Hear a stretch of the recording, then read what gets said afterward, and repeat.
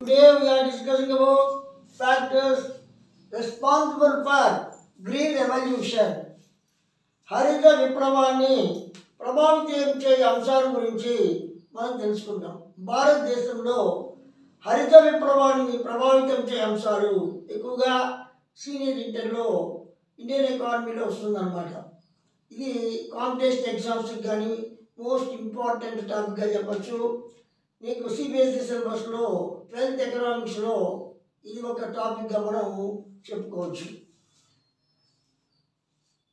Factors responsible for green revolution. ఈ green రెవల్యూషనే non institutional reforms అంటారు. సంస్థాగతం కాని సంస్కరణలు. Non institutional reforms. Institutional reforms అంటే land reforms. Non institutional reforms అంటే గ్రీన్ రెవల్యూషన్. అంటే ఇవి నాన్ ఇన్స్టిట్యూషనల్ రిఫార్మ్స్ అనేవి నీకు కనపడవు అనమాట. కాబట్టి ఇవి నాన్ ఇన్స్టిట్యూషనల్ రిఫార్మ్స్ కానివన్నమాట ఇవి. కాబట్టి గ్రీన్ రెవల్యూషన్ ఇంకో పేరు నాన్ ఇన్స్టిట్యూషనల్ రిఫార్మ్స్ అంటారు. అంటే ఎక్కువగా 12th ఎకనామిక్స్ సిబిఎస్ఈ సిలబస్లో నాన్ ఇన్స్టిట్యూషనల్ రిఫార్మ్స్ అని చెప్పి ఈ గ్రీన్ రెవల్యూషన్ చెప్తారు. ఇంకా 10th క్లాస్లో ఈ యొక్క అగ్రికల్చర్ సంబంధించి గ్రీన్ రెవల్యూషన్ టాపిక్ అనేది మనకు వస్తుంది. న్యూ అగ్రికల్చర్ స్ట్రాటజీ, నూతన వ్యవసాయ వ్యూహం అని కూడా అంటారు దీన్ని. న్యూ అగ్రికల్చరల్ స్ట్రాటజీ, నూతన వ్యవసాయ వ్యూహం అని కూడా అంటారు.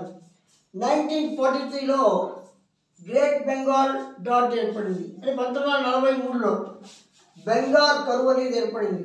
ఈ బెంగాల్ కరువు వల్ల ఫుడ్ ప్రాబ్లం అనేది ఏర్పడింది, ఆహార సమస్య అనేది ఏర్పడింది. ఆ తర్వాత ఇండిపెండెన్స్ అప్పుడు, పార్టీషన్ అప్పుడు, ఇండియా పాకిస్తాన్ విడిపోయినప్పుడు కూడా 60% వీట్ ల్యాండ్ వచ్చేసి 40% రైస్ ల్యాండ్ వచ్చేసి మనం పాకిస్తాన్కి మనం పోగొట్టుకున్నాం. అంటే పాకిస్తాన్ని తీసుకోకపోయింది. దీనివల్ల ఇంకా ఫుడ్ ప్రాబ్లం అనేది ఏర్పడింది. అప్పుడు అమెరికా PL 480 స్కీమ్ని అమలుపరిచారు. PL 480 అంటే పబ్లిక్ రా అని అంటారు అన్నమాట.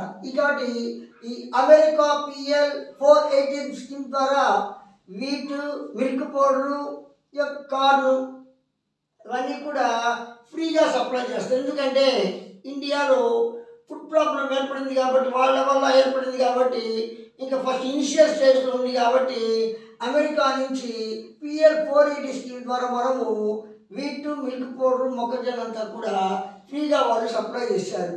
దీన్నే ఫుడ్ ఫర్ పీస్ అంటారు. అంటే ఫుడ్ కొరకు గర్వాలు జరగకుండా, కొట్లాలు జరగకుండా చూడడం. దీన్ని షిప్ టు మౌత్ కండిషన్ అంటారు. అంటే నీకు నౌకల ద్వారా విదేశాల నుంచి మన భారతదేశ ప్రజలకు అందించడం షిప్ టు మౌత్ కండిషన్స్ అంటారు. ఆ టైంలో ఫుడ్ ప్రాబ్లం అనేది బాగా ఏర్పడింది కాబట్టి ఈ ఫుడ్ ప్రాబ్లం యొక్క క్రైసిస్ని మనం సాల్వ్ చేసుకోవాలంటే ఒక నాన్ ఇన్స్టిట్యూషనల్ రిఫార్మ్స్ అనేది ఇంప్లిమెంట్ చేయాలి.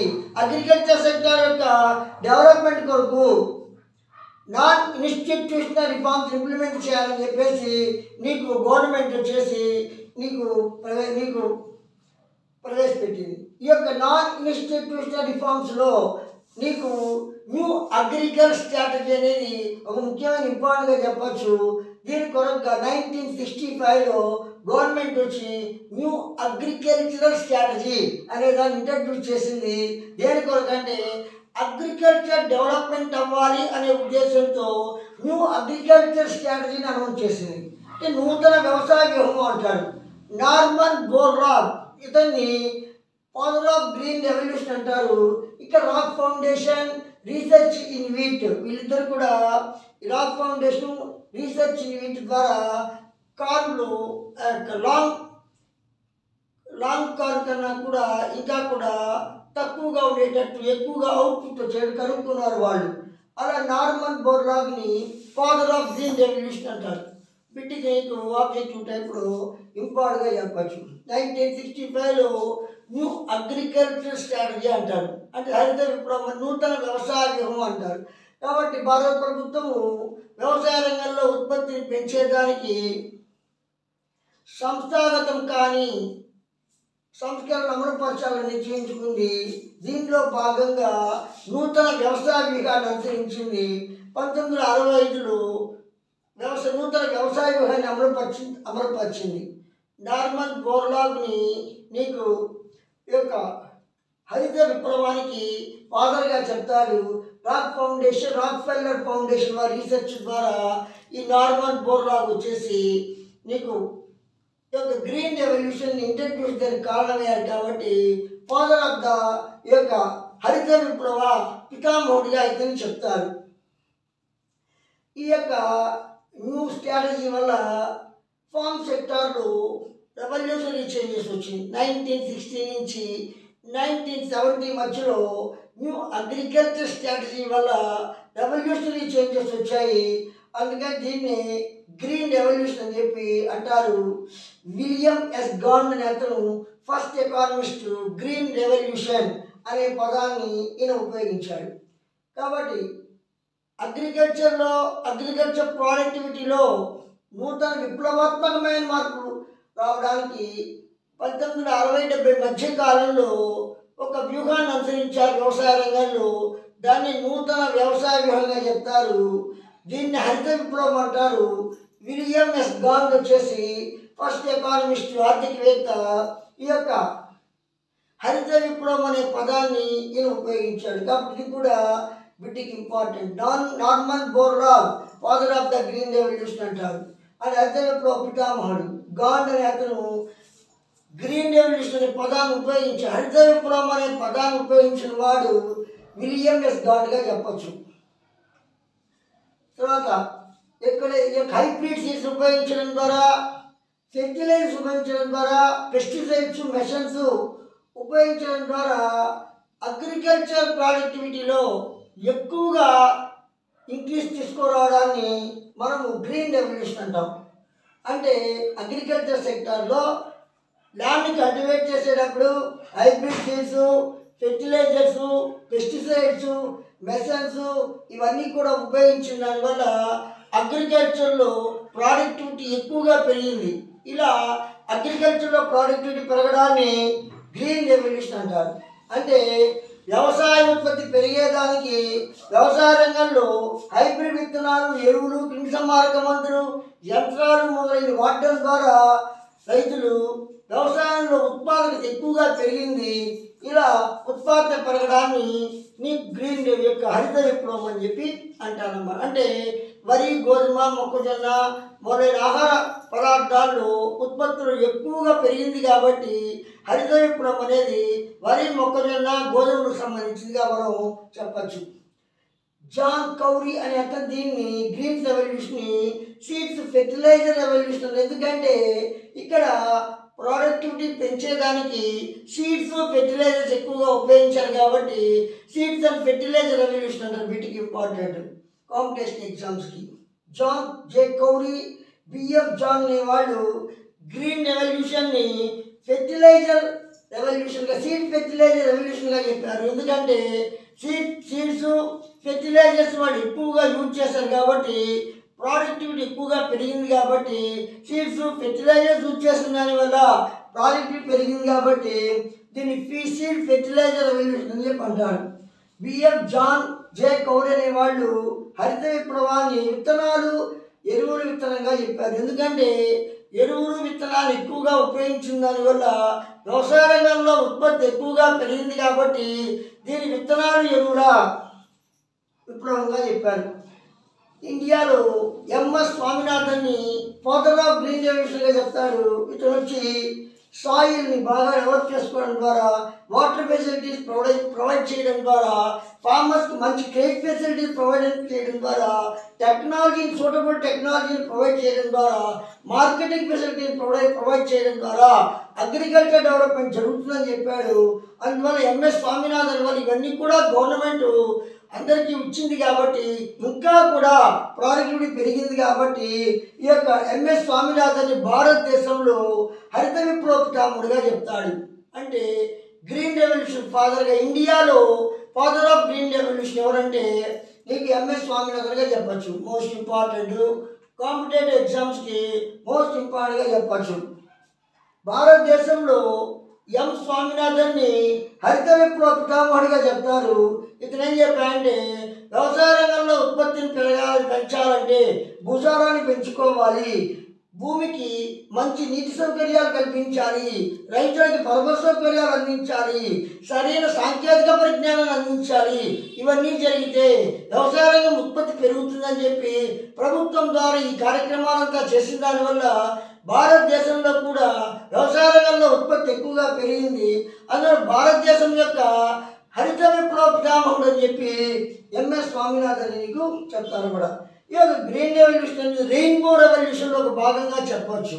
అంటే నీకు ఇంద్రధనుస్సు విప్లవం కాబట్టి, ఎందుకంటే అగ్రికల్చర్ అలైడ్ యాక్టివిటీస్ డెవలప్మెంట్ కొరకు ఏవైతే చేస్తారో దాన్ని రెయిన్బో రెవల్యూషన్ అంటారు. అగ్రికల్చర్ సంబంధించి కూడా ఈ యొక్క రెయిన్బో రెవల్యూషన్లో భాగంగానే ఈ గ్రీన్ రెవల్యూషన్ ఇంప్లిమెంట్ చేశారు. ఇది కూడా కాంపిటీషన్ ఎగ్జామ్స్ గ్రూప్ 2కి గ్రూప్ 1కి వాటికంతా కూడా డీప్ బిట్గా మనకి ఇది వస్తుందన్నమాట.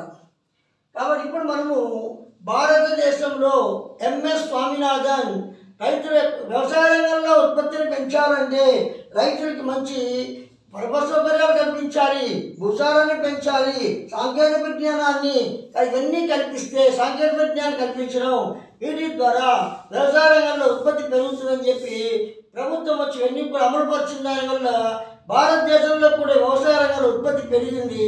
అందువలన స్వామినాథన్ని భారతదేశ హరిత విప్లవ పితామహుడుగా చెప్తాడు. ఈ రెయిన్బో రెవల్యూషన్లో ఒక భాగంగా గ్రీన్ రెవల్యూషన్ ఇంప్లిమెంట్ చేశారు. ఇంకా కూడా గ్రీన్ రెవల్యూషన్ లాగానే ఇంకా ఇతర విత్తనాలు కలర్ రెవల్యూషన్ అని చెప్పి అనేక రకాల ఒక్కొక్క డెవలప్మెంట్లో ఒక్కొక్క కలర్ని వాడారు. వాటిలో వైట్ రెవల్యూషన్ శ్వేత విప్లవము అంటారు. అంటే మిల్క్లో డెవలప్మెంట్ తీసుకోవడం, పాల ఉత్పత్తి పెంచడం, పాల విలువ అంటారు. అంటే మిల్క్ను పెంచాలంటే కార్యక్రమాలు ఏ విధంగా చేయాలి. దీన్ని 1971లో వర్గీస్ కురియన్ గుజరాత్లో అమలుపరిచాడు. అమూల్ ప్రోడక్ట్స్ అన్నమాట. ఈయన యొక్క వైట్ రెవల్యూషన్ అనేది గుజరాత్లో ఎక్కువగా జరిగింది. అమూల్ ప్రోడక్ట్స్ అనేది ఆయన వర్గీస్ కురియన్ అనే అతను దాన్ని డెవలప్ చేశాడు. కాబట్టి ఈనాడు పాలలో ఎలా ఉత్పత్తి పెరగాలని చెప్పేది శ్వేత విప్లవము, వైట్ రెవల్యూషన్ అంటారు. వర్గీస్ కురియన్ 1971లో దీన్ని ఇంప్లిమెంట్ చేశాడు. నెక్స్ట్ బ్లూ రెవల్యూషన్ అంటే నీలి విప్లవము అంటారు. అంటే నీకు ఫిషరీస్ని డెవలప్ చేయడం, అంటే ఆక్వాకల్చర్ని డెవలప్ చేయడం, సముద్రం సంబంధించిన ప్రోడక్ట్ చేపలు, రొయ్యలు ఇవన్నీ కూడా డెవలప్ చేయాలి అని చెప్పి 1972-73లో ప్రొఫెసర్ హీరాలాల్ చౌదరి అనే అతను ఈ యొక్క వైట్ రెవల్యూషన్కి నీకు ఇంప్లిమెంట్ చేశాడు. బ్లూ రెవల్యూషన్ని నీలి విప్లవం అంటారు. Aqua products, marine products develop చేస్తారు. 1972-73లో దీన్ని ఇంప్లిమెంట్ చేశారు. దీని ప్రొఫెసర్ హీరాలాల్ చౌదరి దీన్ని కనుక్కున్నాడని చెప్పి చెప్పచ్చు. నెక్స్ట్ ఎల్లో రెవల్యూషన్ ఎలుగురాయిల్ ప్రొడక్షన్, నూనె గింజల ఉత్పత్తిలో ఎక్కువ వృద్ధి సాధించడానికి ఎల్లో రెవల్యూషన్ ఇంప్లిమెంట్ చేశారు. Groundnut oil, soybean oil, mustard ఆయిల్ని అట్లా ప్రొడక్షన్ పెరిగేదానికి ఈ యొక్క కార్యక్రమం ద్వారా నీకు ఇంప్లిమెంట్ చేశారు. శామ్ పెట్రోడా 1986-87లో ఈ యొక్క ఎల్లో రెవల్యూషన్కి ఎక్కువగా ఇంపార్టెన్స్ ఇచ్చారు. శామ్ పెట్రోడా అనే అతను 1986-87లో ఈ యొక్క ఎల్లో రెవల్యూషన్కి ఇంపార్టెన్స్ ఇచ్చారు. ఇంకా కూడా గోల్డెన్ రెవల్యూషన్, యాపిల్ యొక్క ప్రొడక్షన్కి సంబంధించింది. పింక్ రెవల్యూషన్, ఆనియన్లో ప్రొడక్టివిటీని ఎలా పెంచాలని చెప్పేది పింక్ రెవల్యూషన్. అంటే నీకు అదేవిధంగా రౌండ్ రెవల్యూషన్, పొటాటోలో ఎలా ఉత్పత్తిని పెంచాలని చెప్పేది రౌండ్ రెవల్యూషన్ అని చెప్పి అంటారు. అదేవిధంగా రెడ్ రెవల్యూషన్, మీటు టమాటాల్లో ఏ విధంగా ప్రొడక్టివిటీ పెంచాలని చెప్పి రెడ్ రెవల్యూషన్ అనేది ఇంప్లిమెంట్ చేశారు. సిల్వర్ రెవల్యూషన్, ఎగ్గుకు సంబంధించి ప్రొడక్టివిటీ ఎలా పెంచాలని చెప్పేది సిల్వర్ రెవల్యూషను. ఇందిరాగాంధీ వచ్చి దీనికి ఎక్కువగా ఇంపార్టెన్స్ ఇచ్చింది. ఇంకా గ్రే రెవల్యూషన్, ఫెర్టిలైజర్స్, ఎరువులు, విత్తనాల యొక్క ప్రొడక్టివిటీ పెంచడానికి గ్రే రెవల్యూషన్కి ఎక్కువగా importance. Black revolution, petroleum products development జరగాలని చెప్పి బ్లాక్ రెవల్యూషన్కి ఇంపార్టెన్స్ ఇచ్చాడు. బ్రౌన్ రెవల్యూషన్ లెదరు కోకో ప్రాడక్ట్కి సంబంధించి నీకు ఇక్కడ డెవలప్మెంట్కి చర్యలు తీసుకుంటారు. ఇవన్నీ నెక్స్ట్ ఈ మధ్య రీసెంట్గా స్వీట్ రెవల్యూషన్ హనీకి సంబంధించి ప్రోడక్టివిటీ పెరిగేదానికి 2021-23లో స్వీట్ రెవల్యూషన్ ఇంప్లిమెంట్ చేశారు. ఈ మధ్య ఇంప్లిమెంట్ చేశారు. దీనంతా కూడా కరెంట్ అఫైర్స్లో ఎక్కువగా ఇస్తారు. ఈ యొక్క బిట్స్ అన్ని కూడా కరెంట్ అఫైర్స్ సంబంధించి ఎక్కువగా ఇంపార్టెన్స్ ఇస్తారు. స్టూడెంట్స్, మీకు నేను చెప్పిన కంటెంట్ కానీ నచ్చితే మీరు లైక్ చేయండి, షేర్ చేయండి, నా ఛానల్కి ఇంకా సపోర్ట్ చేయండి. Factors responsible for green revolution, హరిత విప్లవాన్ని నిర్వహించే అంశాలు. Intensive agricultural district programme IADP సాంద్ర వ్యవసాయ జిల్లాల కార్యక్రమం. Intensive agricultural area programme IAAP సాంద్ర వ్యవసాయ ప్రాంతాల కార్యక్రమం. High yielding variety programme HYVP అధిక దిగుబడినిచ్చే విత్తనాల కార్యక్రమం. Introduction of crops with the short gestation period అల్ప పర్ణకాల పంటలు. ఎక్స్పాన్షన్ ఆఫ్ ఇరిగేషన్ ఫెసిలిటీస్ నీటిపారుదల సౌకర్యాల విస్తరణ. ఫార్మ్ మెకనైజేషన్ వ్యవసాయ యాంత్రీకరణ. Consumption of fertilizers and pesticides రసాయనిక ఎరువులు క్రిమిసంహారక మందుల వినియోగం. అదర్ ఫ్యాక్టర్స్ ఇతర అంశాలు. ఇవన్నీ కూడా గ్రీన్ రెవల్యూషన్ని ఇన్ఫ్లుయెన్స్ చేస్తాయి. ఫ్యాక్టర్స్ హరిత విప్లవాన్ని నిర్ణయించే అంశాలుగా చెప్పచ్చు. But intensive agriculture district programme IADP సాంద్ర వ్యవసాయ జిల్లాల కార్యక్రమం 1964లో ఫోర్త్ ఫౌండేషన్ రికమెండేషన్స్ ఆధారంగా గవర్నమెంట్ వచ్చి ఇంటెన్సివ్ అగ్రికల్చర్ డిస్ట్రిక్ట్ ప్రోగ్రామ్ ఏర్పాటు చేసింది. ఇది మొట్టమొదటిగా 7 డిస్ట్రిక్ట్స్లో ఏర్పాటు చేశారు. ఏ డిస్ట్రిక్ట్స్లో అయితే మంచి ఇరిగేషన్ ఫెసిలిటీస్ ఉంటాయో, హై ఫెర్టిలిటీ ఉంటుందో, రెయిన్ఫాల్ బాగా ఉంటుందో, ఫ్లడ్స్ డ్రైనేజ్ ప్రాబ్లమ్స్ ఇవన్నీ లేకుండా ఉంటాయో ఆ యొక్క డిస్ట్రిక్ట్స్ని సెలెక్షన్ చేసుకొని ఈ యొక్క ఇంటెన్సివ్ అగ్రికల్చర్ డిస్ట్రిక్ట్ ప్రోగ్రామ్ని ఫస్ట్ ఏర్పాటు చేశారు. ఇక్కడ ఆంధ్రప్రదేశ్లోని వెస్ట్ గోదావరిలో, బీహార్లోని షాషాబాద్, మధ్యప్రదేశ్లో రాయ్పూర్, తమిళనాడులో తంజావూర్, పంజాబ్లో లూధియానా, ఉత్తరప్రదేశ్లో అలీగఢ్, రాజస్థాన్లో పాలి, ఇట్లా 7 డిస్ట్రిక్ట్స్లో మొట్టమొదటిగా ఇంటెన్సివ్ అగ్రికల్చరల్ డిస్ట్రిక్ట్ ప్రోగ్రామ్ ఏర్పాటు చేశారు. ఈ ప్రోగ్రామ్ ద్వారా ఫార్మర్స్కి సింగిల్ ప్యాకేజ్లో వాళ్ళకి కావాల్సిన ఇన్పుట్స్, ఫెర్టిలైజర్స్ కావచ్చు, సీడ్స్ కావచ్చు, ఇవన్నీ కూడా వాళ్ళకి ఫార్మర్స్కి అంతా కూడా అవైలబుల్ చేస్తారు. దీనివల్ల అవుట్పుట్ అనేది ఎక్కువగా పెరిగేదానికి అవకాశం ఉంటుంది. కాబట్టి ఇక్కడ సింగిల్ ప్యాకేజ్ ద్వారా ఫార్మర్స్ లభించిన ఇవన్నీ సీడ్స్, ఫెర్టిలైజర్స్ సప్లై చేస్తారు. కాబట్టి దీన్ని ప్యాకేజ్ ప్రోగ్రామ్ అని చెప్పి అంటారు. సాంద్ర వ్యవసాయ జిల్లాల కార్యక్రమం 1964లో ఫోర్త్ ఫౌండేషన్ యొక్క రికమెండేషన్ ఆధారంగా 1964లో భారత ప్రభుత్వము సాంద్ర వ్యవసాయ జిల్లాల కార్యక్రమాన్ని ఏర్పాటు చేసింది. సాంద్ర వ్యవసాయం అంటే తక్కువ భూమిలో నీకు నీటిపారుదల సౌకర్యాలు, ఎరువులు, క్రిమిసంహారక మందులు, మంచి విత్తనాలు ఇవ్వడం ద్వారా ఎక్కువ దిగుబడి సాధించడం. ఇది 1964లో ప్రభుత్వము 7 జిల్లాలలో మొట్టమొదటిగా ప్రారంభించింది. ఆ 7 జిల్లాల్లో మంచి నీటిపారుదల సౌకర్యాలు ఉండాలి. అదేవిధంగా నీకు వానలు సక్రమంగా ఉండాలి. అదేవిధంగా నీకు మంచి సారవంతమైన నేల ఉండాలి. వరదలు రాకూడదు, డ్రైనేజ్ ప్రాబ్లం ఉండకూడదు. ఈ యొక్క జిల్లాలని సెలక్షన్ చేసుకొని ఆ జిల్లాల్లో ఈ కార్యక్రమాన్ని అమలుపరిచారు. అంటే ఆంధ్రప్రదేశ్లో వెస్ట్ గోదావరి, బీహార్ రాష్ట్రంలో షాషాబాద్, మధ్యప్రదేశ్లో రాయ్పూర్ డిస్టిక్, తమిళనాడులో తంజావూర్ జిల్లా, పంజాబ్లో లూధియానా, ఉత్తరప్రదేశ్లో అలీగఢ్, రాజస్థాన్లో పాలి మొదలైన జిల్లాలను సెలక్షన్ చేసుకున్నారు. ఈ జిల్లాల్లో రైతులకంతా కూడా విత్తనాలు, ఎరువులు, క్రిమిసంహారక మందులు ఒకే ప్యాకేజ్ ద్వారా లభించేటట్టు చూస్తారు. అందువల్ల ఈ ప్రోగ్రామ్ సింగిల్ ప్యాకేజ్ ప్రోగ్రామ్ అంటే ప్యాకేజ్ ప్రోగ్రామ్ అని చెప్పి అంటారు. ఒకే ప్యాకేజ్లో రైతులకు అంత ఇవ్వబడుతుంది కాబట్టి ప్యాకేజ్ ప్రోగ్రామ్ అంటారు. ఈ యొక్క సైడింగ్స్ అన్నీ కూడా కాంపిటేటివ్ ఎగ్జామ్స్కి ఇంపార్టెంట్. ఐఐపి కానీ, ఐఐడిపి కానీ, హెచ్వైవిపి కానీ, ఈ యొక్క షార్ట్ గెస్టెడ్ డ్రాప్స్ కానీ మరి కాంపిటేటివ్ ఎగ్జామ్కి ఎక్కువగా ఇస్తూ ఉంటారు. నీకు థియరిటికల్గా ఎక్కువ ఎస్ఏ క్వశ్చన్స్ కాకపోయినా మనకి డిఎస్సికి సంబంధించి కానీ, అదేవిధంగా ఏపీపీఎస్సి కానీ, ఎకనామిక్స్ సంబంధించి ఏ ఒక్క కాంపిటేటివ్ ఎగ్జామ్స్కి అయినా సరే దీన్ని ఎక్కువగా ఇస్తూ ఉంటారు. వీటిని ఈ టాపిక్స్ అన్నీ కూడా ప్రతి సైడింగ్ వీటికి ఇంపార్టెంట్గా చెప్పచ్చు. Next intensive agriculture area programme, సాంద్ర వ్యవసాయ ప్రాంతాల కార్యక్రమం. ఈ యొక్క 1967లో భారత ప్రభుత్వం ఇండియన్ గవర్నమెంట్ ఆఫ్ ఇండియా వచ్చి ఇంటెన్సివ్ కల్టివేషన్ ఇంకా పెంచాలి ఏరియాని అనే ఉద్దేశంతో 1967లో intensive agriculture area programme start చేసింది. అంటే ఇంటెన్సివ్ కల్టివేషన్ని ఇంకా కొన్ని ఏరియాస్లో ఎక్స్పాండ్ చేయాలి.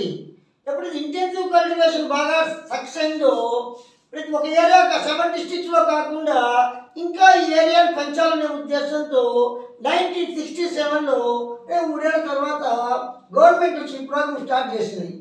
ఇక్కడ నీకు అదర్ స్టేట్స్లో ఈ 7 డిస్ట్రిక్ట్స్ కాకుండా ఇంకా ఇతర డిస్ట్రిక్ట్స్లో కూడా వీటిని ఎక్స్పాండ్ చేశారు. ఐఐఏపీ అనేది నీకు కొన్ని క్రాప్స్ మాత్రమే నీకు లిమిటెడ్ అయి ఉంటుంది. ఇది వచ్చి నీకు 160 కంట్రీలో 164 డిస్ట్రిక్ట్స్లో దీన్ని ఏర్పాటు చేశారు. కానీ సాంద్ర వ్యవసాయ ప్రాంతాల కార్యక్రమం 1967లో భారత ప్రభుత్వము సాంద్ర వ్యవసాయ ప్రాంతాల కార్యక్రమాన్ని ప్రారంభించింది. అంటే సాంద్ర వ్యవసాయ జిల్లాల కార్యక్రమాన్ని ఇంకా ఎక్కువగా విస్తరింపజేశారు. అంటే 7 జిల్లాల్లో సాంద్ర వ్యవసాయ జిల్లాల కార్యక్రమాన్ని ఏర్పాటు చేస్తే దీన్ని ఇంకొన్ని ప్రాంతాలకి విస్తరింపజేశారు. కాబట్టి సాంద్ర వ్యవసాయ ప్రాంతాల కార్యక్రమం అంటారు. ఇది కొన్ని పంటలకు మాత్రమే పరిమితమై ఉంటుంది. దేశంలో ఇతర రాష్ట్రాల జిల్లాలకు కూడా దీన్ని విస్తరింపజేశారు. మన దేశంలో 164 జిల్లాల్లో ఈ సాంద్ర వ్యవసాయ ప్రాంతాల కార్యక్రమాన్ని ఏర్పాటు చేశారు. 1967లో ఈ సాంద్ర వ్యవసాయ ప్రాంతాల కార్యక్రమాన్ని ఏర్పాటు చేశారు. నీకు అమలుపరిచారు. హై యీల్డింగ్ వెరైటీ ప్రోగ్రామ్, అధిక దిగుబడి ఇచ్చే విత్తనాల కార్యక్రమం. భారత గవర్నమెంట్ వచ్చి హై యీల్డింగ్ వెరైటీ ప్రోగ్రామ్ని 1965లో ఇంప్లిమెంట్ చేసింది. దీని ద్వారా ఎక్కువ దిగుబడినిచ్చే ఈల్డ్నిచ్చే కొన్ని సీడ్స్ను కనుక్కున్నారు.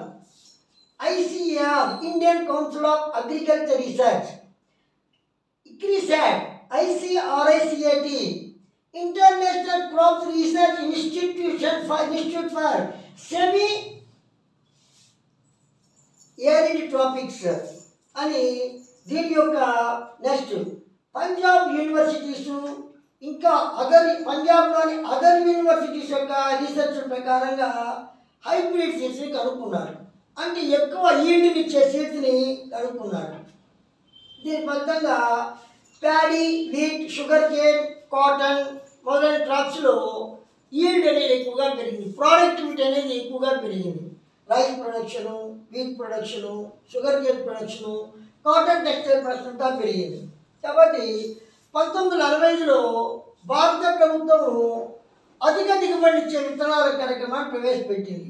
అంటే ఐసిఏఆర్ అంటే Indian council of agriculture research, ICRISAT, international crop research institute for semi arid tropics, పంజాబ్లోని అతని యూనివర్సిటీలు ఇంకా పంజాబ్లోని ఇతర యూనివర్సిటీలోని రీసెర్చ్ ఇన్స్టిట్యూట్స్ ఫలితంగా ఎక్కువ దిగుబడినిచ్చే విత్తనాన్ని కనుక్కున్నారు. ముఖ్యంగా వరి, గోధుమ, చెరకు, నీకు చేనేత వస్త్రాలు మొదలైన ప్రతికి సంబంధించి విత్తనాలు కనుక్కున్నారు. ఆ యొక్క విత్తనాలు కనుక్కున్న దానివల్ల ఈ పంటల్లో ఎక్కువ దిగుబడి అనేది నీకు మనం చూడగలిగాం. Introduction of crops with short gestation period. అల్ప ఫలన కాల పంటలు. ఇంతకుముందు మరి పంటలు పండించాలని క్రాప్స్ కల్టివేట్ చేయాలంటే 6 months తీసుకునేది, 180 రోజులు తీసుకునేది. అంటే మనం సీడ్స్ వేసిన తర్వాత ఫినిషింగ్ గుడ్స్ వచ్చేటప్పటికి మనకి పంట వచ్చేటప్పటికి మనకి 180 days పట్టేది. ఆ తర్వాత విత్ హైబ్రిడ్ సీడ్స్ వల్ల మనం 120 daysలోనే అంటే 4 monthsలోనే ఈ యొక్క క్రాప్ని కల్టివేట్ చేస్తూ ఉన్నాం. అంటే 6 monthsలో వచ్చే ఈల్డ్ 4 monthsకి అవుట్పుట్ అనేది పెరుగుతుంది. పాపులేషన్ పెరుగుతూ ఉంటే మనకి అవుట్పుట్ అనేది ఎక్కువగా కావాలి. కాబట్టి ఇట్లా గెస్టేషన్ పీరియడ్ సంబంధించిన క్రాప్స్ని కల్టివేట్ చేశారు. గెస్టేషన్ పీరియడ్ అంటే ఫలన కాలము అంటారు. షార్ట్ గెస్టేషన్ పీరియడ్ అంటే తక్కువ ఫలన కాలం. అంటే మనం సీడ్స్ నాటి దగ్గర నుంచి పంట వచ్చేలా మధ్యకాలం. ఇంతకుముందు 180 days తీసుకునేది, ఇప్పుడు 120 days తీసుకుంటుంది. ముఖ్యంగా ప్యాడీలో IR3 అంటే మినికల్ రైస్ అంటారు. తర్వాత IR8, IR20, 1001, 1010 మసూరి, బాస్మతి, జయ, పద్మ ఇవన్నీ కూడా రైస్కి సంబంధించిన హైబ్రిడ్ సీడ్స్. ఇవి కనుక్కున్నారు. దీనివల్ల 180 daysలో కల్టివేట్ చేసే క్రాప్ని 120 daysలోనే కల్టివేట్ చేస్తూ ఉన్నాం. అదేవిధంగా వీట్లో మిరాకల్ వీట్ పంజాబ్ అనమాట. వీటికి ఇవన్నీ కూడా ఇండియన్ ఫార్మర్స్ వచ్చేసి యూజ్ చేసిన దానివల్ల నీకు ప్రొడ్యూషన్ పెరిగింది. ఇయర్లో వాళ్ళు 2 or 3 crops-ని 2.5 crop ప్రొడ్యూస్ చేయొచ్చు, 3 crops ప్రొడ్యూస్ చేయొచ్చు. దీనివల్ల నీకు ప్రొడక్టివిటీ అనేది ఎక్కువగా వచ్చేదానికి అవకాశం ఏర్పడింది. అల్పఫలన కాలం పంటలు అనేది హరిత విప్లవం నిర్ణయించే అంశాల్లో ఒకటిగా చెప్పచ్చు. అంటే భారతదేశంలో ఈ యొక్క అల్ప ఫలన కాల పంటలను ఎక్కువగా పండించడం మొదలుపెట్టారు. అంటే ఇంతకుముందు ఓ పంట పండించాలంటే 180 రోజులు పట్టేది, 6 నెలలు పట్టేది. దాన్ని 120 రోజులకే చేయగలిగారు. అంటే హైబ్రిడ్ సీడ్స్ని కనుక్కున్న దానివల్ల నీకు తక్కువ కాలంలోనే పంటలు పండించిన దానివల్ల ముఖ్యంగా ఈ యొక్క గోధుమలు, బియ్యము వీటిలో అంతా కూడా నీకు ఎక్కువ దిగుబడి అనేది వచ్చేదానికి అవకాశం ఏర్పడింది.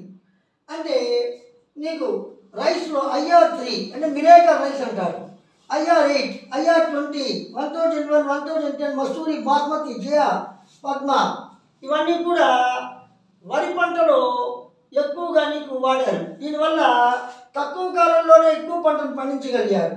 అదేవిధంగా వీటికి వచ్చేటప్పటికి మిరాకల్ వీట్ పంజాబ్. అదేవిధంగా నీకు ఇండియన్ ఫార్మర్స్ ఈ రైస్కి వీటికి సంబంధించి హైబ్రిడ్ సీడ్స్ అంతా కూడా యూజ్ చేసిన దానివల్ల ప్రొడక్టివిటీ అనేది పెరిగింది.